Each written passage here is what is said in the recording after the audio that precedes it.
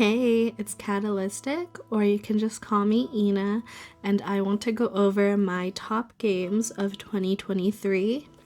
That doesn't necessarily mean they were released in 2023, it's just that I played them, and I usually play older games because I don't buy a lot of games on release anymore. I think there's maybe 2 games that are newly released, but I'm not sure. I know one is for sure. My memory is really bad though.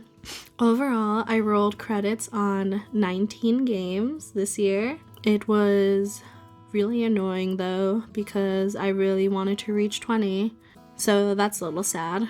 But it's still 19 games that I finished on my backlog, so that makes me happy still. If you're curious about the full 19, I'll edit it right now, or wherever it will be. And I'll also post it in the description if you guys are curious. But now I want to go over my top 5 games.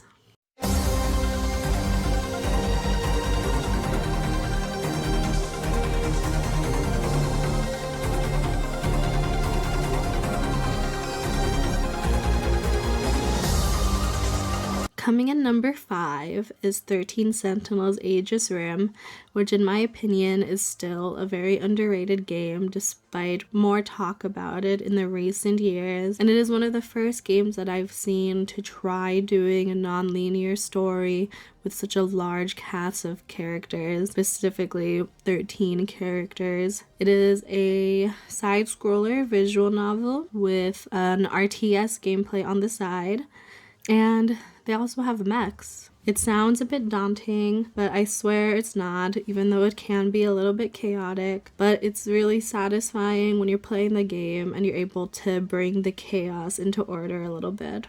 I took a lot of notes in this game. I'm not saying taking notes is required, but it can be helpful.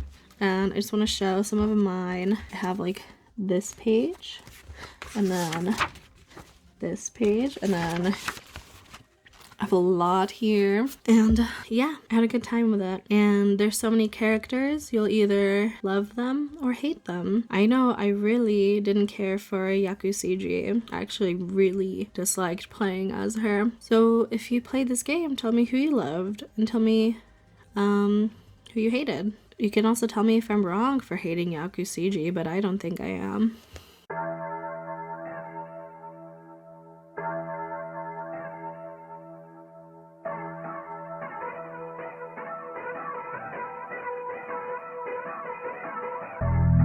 Coming in 4th is Cyberpunk 2077. Cyberpunk is one of those games where the developers really listened to the audience and all the critiques they got, and they came back with an amazing game.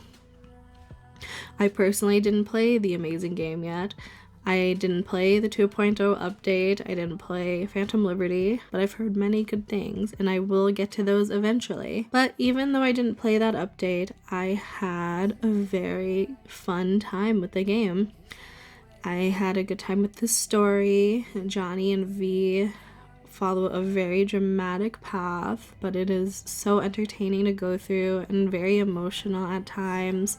And the gunplay was very fun to me, especially when I switched from my PS5 to my PC. I had a much better time. I was not hitting anyone on my PS5. I'm just not good at shooters on console anymore. Funny story.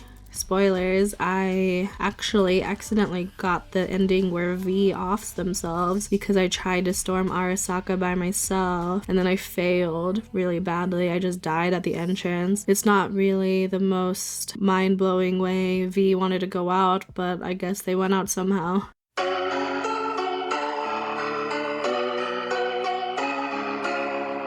Coming in 3rd is Wasteland 3.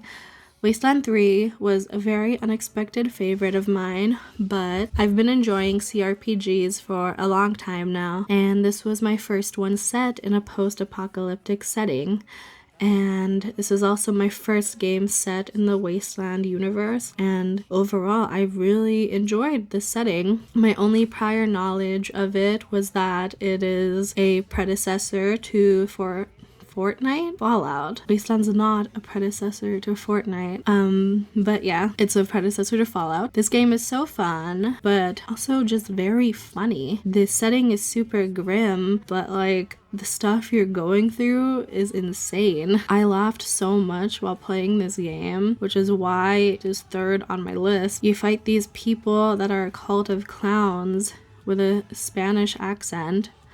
And then you also can interact with a cult that's dedicated to Ronald Reagan. You can have a companion that's a talking parrot that will insult you in very vulgar ways. The whole plot of the game is that you're trying to sort out the patriarch's family problems and gather his messed up children. It's really entertaining.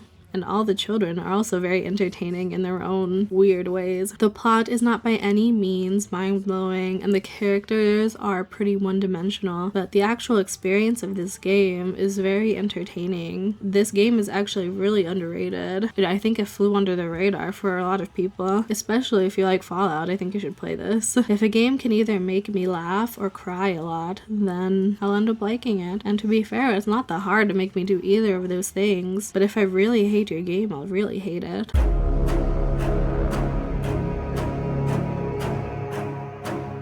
My second place game is really shocking, even to me, and I feel like people will debate it considering the other contenders on this list, but I personally really loved Pentiment, and I think it deserves my second place spot just because of how it emotionally affected me. I don't think I could recommend it to everybody because it is a slower game, and I know a lot of people aren't into that type of stuff anymore, but just because it's slow doesn't mean it's bad. I think the experience is really worth it. I would love to recommend this to everybody. It plays as a almost like side-scroller visual novel in a way, but there's like minor puzzles every now and then, but it's just a really beautiful game. The art direction is great. It takes place in 16th century Europe, I believe, and that is something I'm not interested at all, but I love a good story-driven game, and I also love Obsidian's work, so I bought it and I got exactly what I wanted from it. It's a very unique game with unique art direction, and the story is fantastic. You interact with the citizens of the town you're staying in, and you just see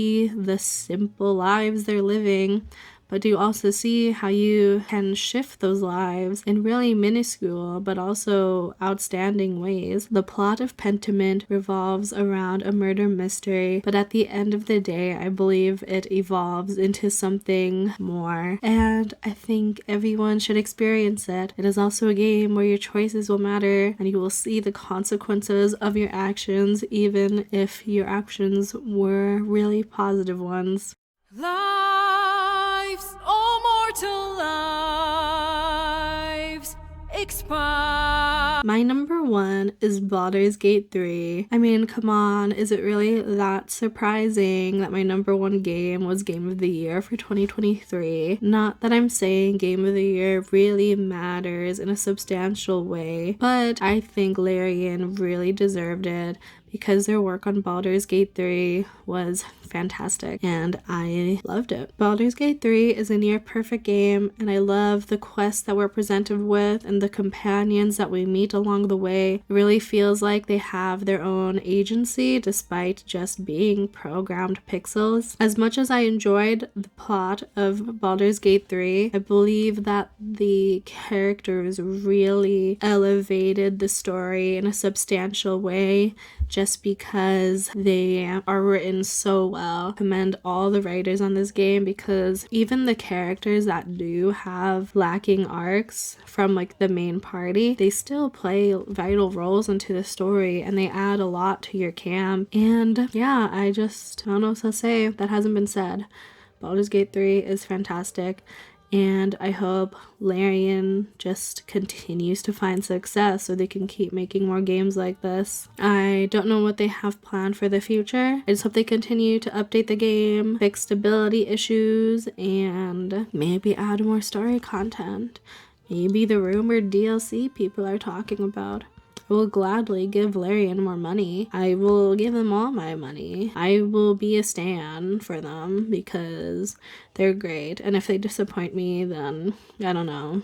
I'm not shocked by the gaming industry disappointing me anymore. Also, in regards to romances specifically, I've played a lot of role-playing games with romance roots, and I have to say that this game does them very, very well. In most games that I've played, I think in most games everyone played, you have to be a yes man to them, even if they are arguably doing horrible things or are horrible people, and if you challenge them, you will lose points. But in this game, it really feels like you grow with your companions and your romances because you're trying to help them grow as people and help them be healthier. You know, you can actually tell them no to things or to cope with their trauma better. And it's just really refreshing. And I hope more companies will, you know, take this as an example in their romance roots, because I don't want to be a yes man all the time. I want my partner to grow with me. I hope you enjoyed this video, and I'm not really sure what I want to do with this channel in the future. This is my first upload, so I just wanted to start fresh with like a January recap. And yeah, I just want to talk about the things that I like, you know, which is mostly gaming. Sometimes I read. I don't think I read enough to become a booktuber though. So who knows? You'll see bits of mostly gaming, maybe book, maybe whatever else I want to talk about here. But I hope you enjoyed, and I hope I can get into this habit more and I will improve in the future. I hope you guys will come and continue to watch me as I continue this little project of mine. And thanks again.